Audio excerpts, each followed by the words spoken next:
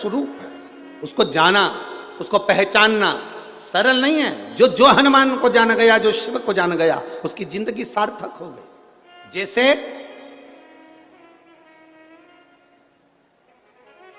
आप एक बेलपत्र, जैसे आप एक बेलपत्र कि ये दो जो पत्तियां होती हैं, जरा ध्यान देंगे, ये दो जो पत्ती नीचे की रहती है बेलपत्र, आगे का भाग एक बेलपत्र और नीचे की जो ये दो पत्तियां होती हैं, इन दो पत्तियों के ऊपर एक एक शमी पत्र। ये दो जो पत्तियां हैं, इन पत्तियों के ऊपर एक एक शमी पत्र और लाल चंदन ये रखकर, कितना भी रोगीला व्यक्ति हो, रोग से ग्रसित व्यक्ति हो, जिंदगी में कितना ही दुख पड़ रहा हो, बेलपत्र की ये दोनों पत्ती जिसके ऊपर शमी पत्र रखकर, लाल चंदन रखकर, श्री हनुमान जी महाराज और हनुमान जी महाराज के तीसरे नंबर के भाई श्री गतिमान जी। हनुमान जी कितने भाई हैं? 6। उसमें हनुमान, रतिमान, व्रतिमान, मतिमान, गतिमान, तो जो नीचे के क्रम में आते हैं श्री गतिमान जी, उन गतिमान जी और हनुमान जी का नाम लेकर जो शिवलिंग के ऊपर समर्पित कर देता है, रोग का निवारण होता ही है, रोग मुक्ति होती है। और हमारा शास्त्र कहता है कि शंकर भगवान की परिक्रमा नहीं करी जाती, क्योंकि शिव जी ने वो गणेश जी को वर दे दिया था, तो पार्वती जी ने उनसे मांग लिया था कि आपने गणेश जी को बिना सोचे समझे वर दे दिया। प्रथम गिनती का मेरा षडानंद कार्तिक के मोर पर बैठकर परिक्रमा कर आया था, गणेश जी ने बुद्धि से परिक्रमा करी है और मेरे कार्तिक ने शरीर से परिक्रमा करी है। आपने गणेश जी को वर दिया है, मैं आपसे वचन लेती हूँ आज के बाद आपकी कोई परिक्रमा नहीं करेगा। दिन होना चाहिए मंगलवार, एक धतूरा, उस धतूरे को फोड़कर उसके अंदर का फल निकालकर उस फल को शिवलिंग पर चढ़ाकर एक लोटा जल शंकर भगवान को समर्पित कर कर। दिन होना चाहिए मंगलवार। कौन सा दिन होना चाहिए? जम के बोलो जरा, मंगलवार का समर्पित करो। उसके बाद में आप विवाह के लिए अगर समर्पित करे हैं तो विवाह में देरी नहीं होगी। व्यवसाय और व्यापार के लिए या नौकरी के लिए समर्पित करे हैं तो उसमें देरी नहीं होगी। कहते हैं शंकर, ये शिव महापुराण जो हो रही है ददरुआ धाम सरकार के इस पवित्र प्रांगण के अंदर, श्री हनुमंत लाल जी के इस पवित्र मंदिर प्रांगण के अंदर जो ये शिव पुराण की कथा हो रही है, इसका नाम है शंकर सुमन शिव महा। शंकर सुमन की मतलब क्या होता है? लोग उसे पुष्प भी कहते हैं, शिव का एक स्वरूप भी कहते हैं, शंकर का पुत्र भी कह देते हैं, शिव का एक प्रतिबिंब भी कह देते हैं। इसे कहा यह अष्ट सिद्धि। माता जानकी से जब मिलने गए थे तो माता जानकी ने हनुमान जी को कहा था, मैं तुम्हें क्या वर दूं? अष्ट सिद्धि देती हूं, नौ निधि देती हूं। सीता जी कह रही हैं मैं तुम्हें अष्ट सिद्धि देती हूं, नौ निधि देती हूं। हनुमान जी ने कहा ये 17 लफड़े मेरी जिंदगी में मत पाड़ो। कितने लफड़े? 17। आप लोग जब आपस में बात करते हो ना तो बात बात में बहुत सारे लोग कह देते हैं अरे बहुत 17 लफड़े जिंदगी के चल रहे हैं। कोई पूछे तुमसे 17 लफड़े कौन से? ये वही हैं, अष्ट सिद्धि नव निधि के। ये 17 लफड़े जिंदगी में चलते ही रहते हैं। हनुमान जी को शंकर सुमन कहा गया क्योंकि विनम्रता का लक्षण श्री हनुमंत लाल जी के पास विनम्रता की। कितनी विनम्रता! जरा देखिए हनुमान जी की विनम्रता। शंकर सुमन क्यों कहते हैं हनुमान जी को? उनकी विनम्रता देखिए। जब सीता जी का पता लगाने जा रहे हैं तो अष्ट सिद्धि नवनिधि के दाता श्री हनुमान जी महाराज बूढ़े जामवंत से कह रहे हैं कि आप मुझे आज्ञा दीजिए कि मैं क्या करूंगा लंका में जाकर, क्या करना है मुझे, कैसे जाना है मुझे, क्या करना है मुझे। इतना बुद्धिवान श्री हनुमंत लाल और बूढ़े जामवंत से पूछ रहे हैं कि मैं क्या करूंगा वहां जाकर।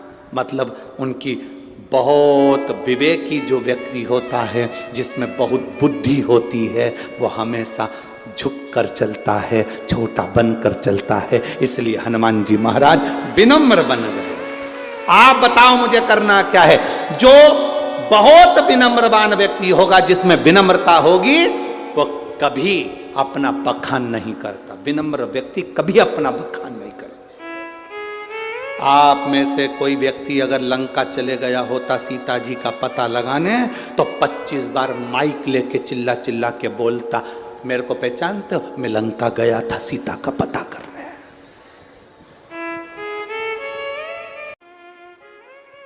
राम जी ने पूछा, हनुमान पता तूने लगाया?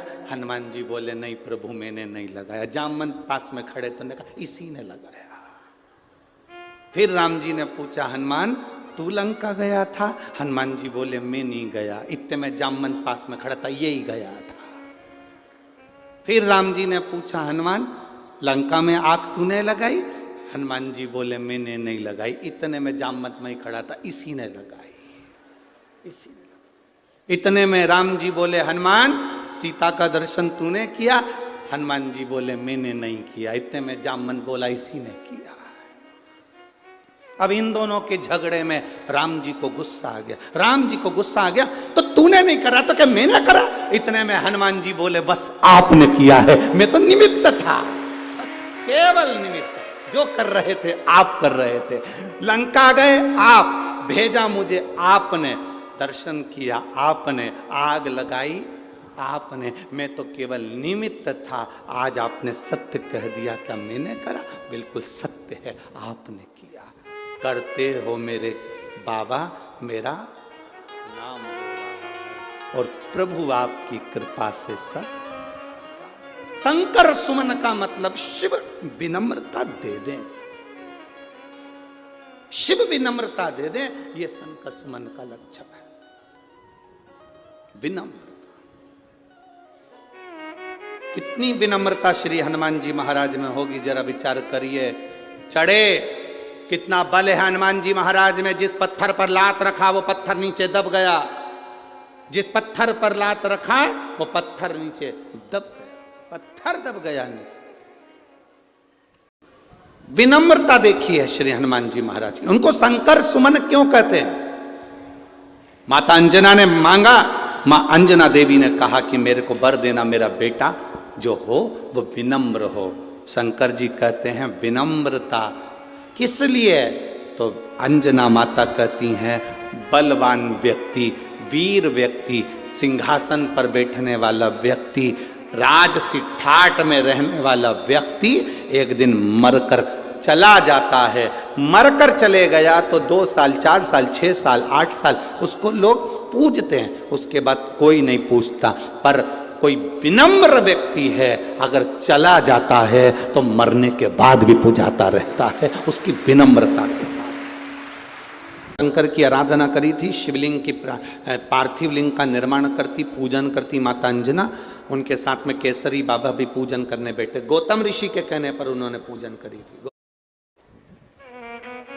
पार्थिव शिवलिंग की जो पूजन है ये जीव को फल देती ही है। राम जी जब अयोध्या से चले मेरे सीताराम सरकार, लंका तक जाते हैं, लंका के बीच में जितनी जितनी जगह पर राम जी रुकते हैं प्रतिदिन, उतनी उतनी जगह पर एक पार्थिव शिवलिंग का पूजन करते हैं। हम आपसे प्रार्थना करेंगे कभी जिंदगी में मौका मिले, आप वृंदावन की यात्रा करने जाते हैं, आप गोवर्धन परिक्रमा करने जाते हैं, आप पंढरपुर जाते हैं, आप द्वारका जाते हैं, आप जगन्नाथ जाते हैं, एक बार राम पथ गमन पर भी जाकर देखिए, जाकर देखिए। भारत सरकार द्वारा राम पथ गमन बनाया गया है। अयोध्या से लंका तक के बीच में रामेश्वर तक ये राम पथ गमन बना है। कुछ मध्य प्रदेश में, कुछ छत्तीसगढ़ में ऐसा होता हुआ, कुछ महाराष्ट्र में फिर होता हुआ ऐसा राम पथ गमन गया। पार्थिव शिवलिंग का निर्माण मेरे राम जी ने किया है, और केवल राम जी ने नहीं, भगवान कृष्ण ने भी पार्थिव शिवलिंग का निर्माण करा। जब उनके घर में संतान नहीं हुई, 16,108 रानी पटरानी भगवान कृष्ण की, और संतान का सुख नहीं हुआ, गर्गाचार्य बाबा को द्वारका बुलाया गया। हाथ जोड़कर मेरे बाबा भगवान द्वारकानाथ ने कहा मेरे यहाँ संतान का सुख नहीं है, इतनी रानियां मेरे यहाँ पर संतान का सुख नहीं, आप कृपा करो। गर्गाचार्य बाबा ने कहा सुनो कृष्ण, एक एक रानी के साथ 11-11 दिन तक भगवान शंकर के पार्थिव शिवलिंग का पूजन करो। भगवान कृष्ण ने एक एक रानी के साथ 11-11 दिन तक शंकर भगवान के पार्थिव शिवलिंग का पूजन करा। शिव जी ने प्रकट होकर भगवान कृष्ण से कहा मांगो क्या चाहिए। भगवान कृष्ण कहते हैं मेरे यहाँ संतान नहीं। भगवान शंकर